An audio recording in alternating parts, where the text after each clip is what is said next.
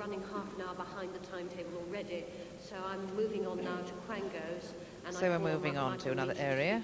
We heard George Robertson talking about Quangos earlier. Now, the official NEC position presented by the Shadow Citizens Charter Minister, Michael Meacher.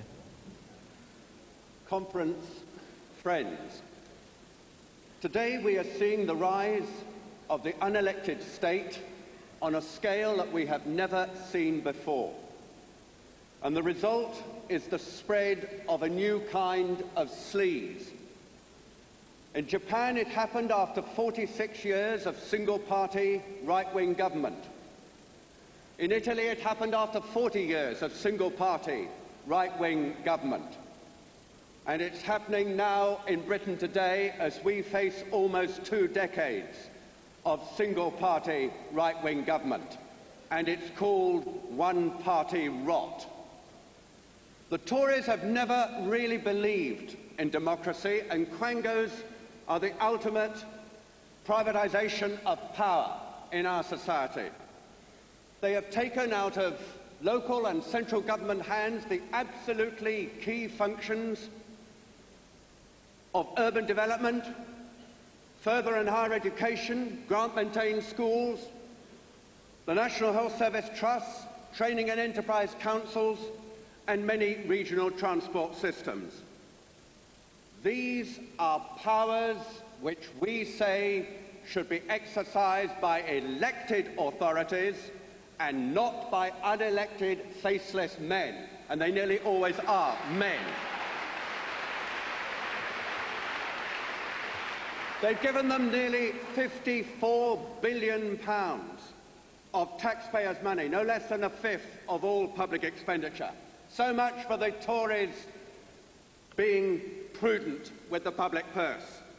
Here we have them actually appropriating the Treasury itself by putting more and more of the public's money into the unaccountable hands of their own friends and sidekicks. Just look at the composition of Quangos, or as I personally prefer to call them, judging by some of their members, extra-governmental organisations, egos. It reads like a list of Tory nomenclatura. Not surprisingly, when Baroness Denton, a Tory minister in the Lord, recently boasted after making 804 appointments, "I can't remember knowingly appointing a Labour supporter." Well, I suppose that must be why a member of my GMC, who's a director of Oldham Tech, recently had a letter from the chairman of the Tory party asking for contributions to Tory party funds. Obviously, they now believe that if you're a member of a Quango, you must be a Tory. Or else possibly so few of their own supporters are now prepared to finance them, they're having to lean on the opposition. And look at the people they appoint. Quangos have become a very lucrative job centre for Tory MPs and councillors sacked at the polls. One Quango chairman was appointed after a pheasant shoot with a government minister.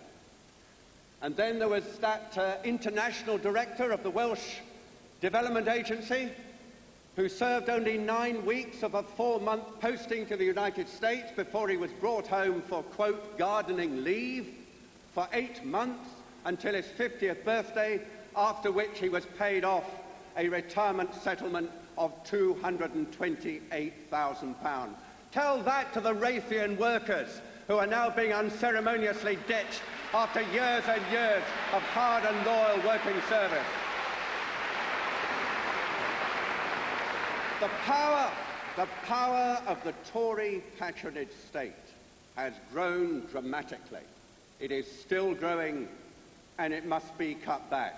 As Tony said in his speech, where Tory Quangos control key public service functions, we will close them down and transfer those functions to elected control of regional and unitary authorities. And I will add this too, Conference. For years, Labour councillors have been surcharged. In future, any Quangos that remain will be subject to the same surcharge discipline that has applied quite rightly to elected local authorities.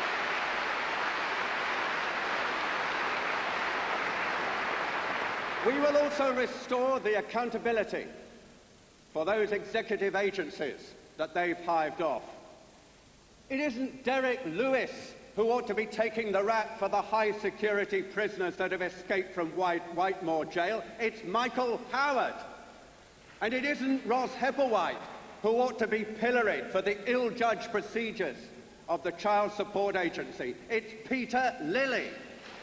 And I give you this pledge that we will end the Tory practice of ministers hiding behind the skirts of those they appoint, and we will ensure that ministers take responsibility for the work of their departments.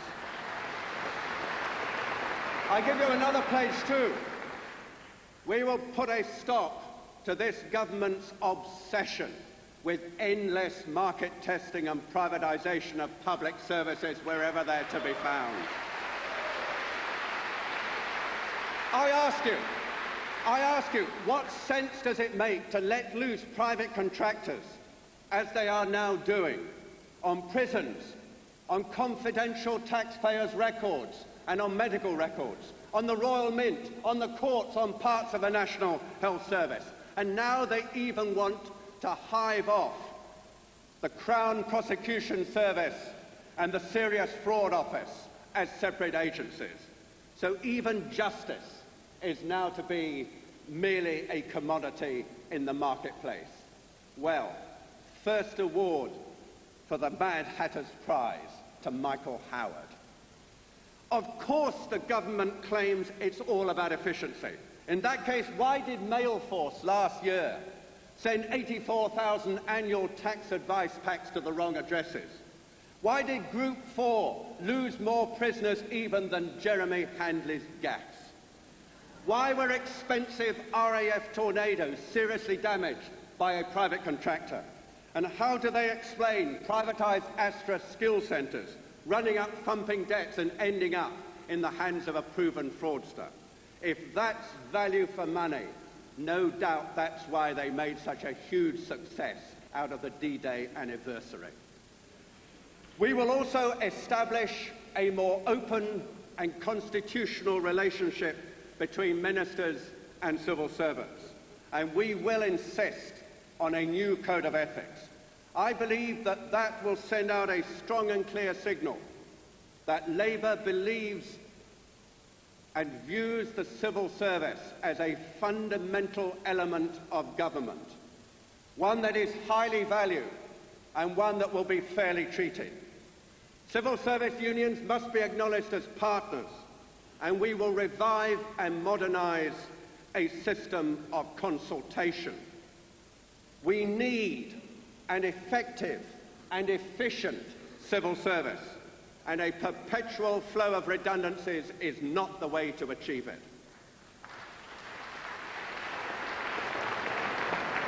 Above all, I will say this: we must and we will raise standards of conduct in public life. Tory Britain today is corruption incorporated. Lord Archer's friend rates off £80,000 from the takeover of a company of which, by chance, Archer's wife is a director. I tell you, a Labour government will permit no hiding place for those involved in insider trading.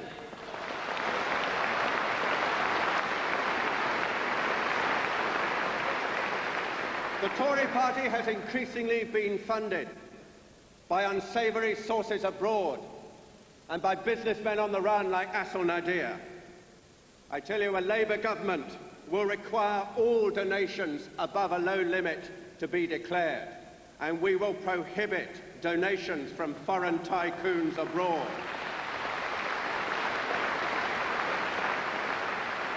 The Tories hand out honours to businessmen in strict proportion to how much their companies donate to Tory central office. I tell you, we will put a stop to this disreputable trading of honours for money. Tory ministers lie about taxes. They lie about arms to Iraq. They lie about their underhand deals to block civil rights for disabled people. And we even have William Waldegrave telling us it's all right because lying is sometimes okay. Well, I have news for Waldegrave. It isn't okay now. It never was, and it never will be.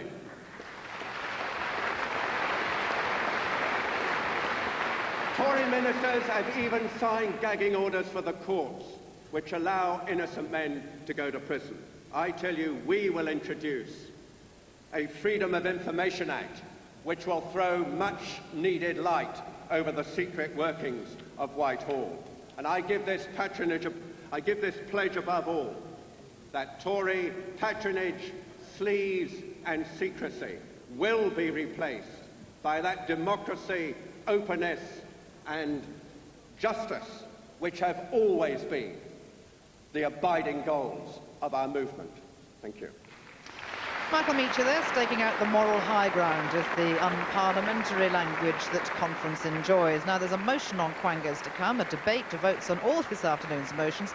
I'm not sure how the chair's going to finish on time. It'll be interesting to look at the vote on motion 33. There's Robin Cook will be interested in that, an established pro-PR man, whereas at the other end of the platform, sitting beside Michael Meacher, we have Jack Straw, who favours the status quo. There are distinct divisions on electoral reform, of course, in the Labour Party that haven't been much explored here today. Let's move outside the hall.